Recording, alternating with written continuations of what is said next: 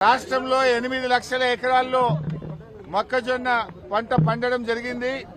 రాష్ట్ర వ్యాప్తంగా ఇప్పటికే మొక్కలన్నీ కూడా మార్కెట్లో వచ్చి రాష్ట్ర ప్రభుత్వం కొనుగోలు కేంద్రాలు ప్రారంభించకపోవడం వల్ల రైతాంగం తీవ్రంగా నష్టపోతా ఉన్నారు.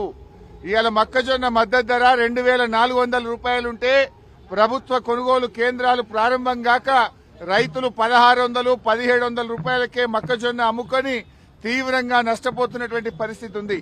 మరొక వైపు అకాల వర్షాల వల్ల మార్కెట్ యార్డ్లలో కల్లాల్లో మొక్కజొన్న తడిచిపోయి రైతులు బాగా నష్టపోతా ఉన్నారు.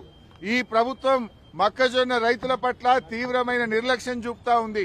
ప్రభుత్వమే ఒకవైపు పంట మార్పిడి చేయాలని రేవంత్ రెడ్డి, తుమ్మల నాగేశ్వరరావు గారు వరి వేయొద్దు, వరి వేస్తే మేము కొనము అని రాష్ట్ర ప్రభుత్వమే చెప్తుంది. ప్రభుత్వాన్ని నమ్మి 8 లక్షల ఎకరాల్లో మొక్కజొన్న పండిస్తే ఈ ప్రభుత్వం కొనుగోలు కేంద్రాలు ప్రారంభించక రైతులను నట్టేట ముంచుతా ఉన్నారు. నేను అడుగుతా ఉన్నా, ఇప్పటికే 15 రోజులైంది మొక్కజొన్న వచ్చి, ఎందుకు కొనుగోలు కేంద్రాలు స్టార్ట్ చేయట్లేదు?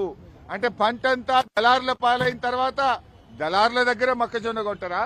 మీరు రైతుకు మేలు చేస్తారా, దళారులకు మేలు చేస్తారా?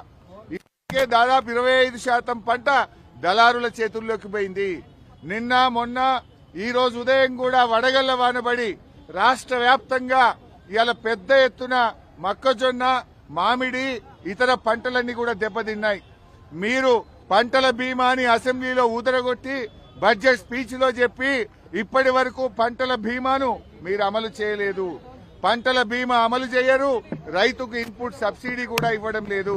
దయచేసి మేము ప్రభుత్వాన్ని కోరుతా ఉన్నాం, రాష్ట్ర వ్యాప్తంగా గత 2-3 రోజుల్లో వడగళ్ల వాన వల్ల రైతులు బాగా నష్టపోయారు. వెంటనే వ్యవసాయ శాఖ అధికారులకు ఆదేశాలు ఇచ్చి ఎన్యూమరేషన్ చేసి ఇన్పుట్ సబ్సిడీ ఇచ్చి రైతాంగాన్ని ఆదుకోవాలని కూడా కోరుతా ఉన్నాం.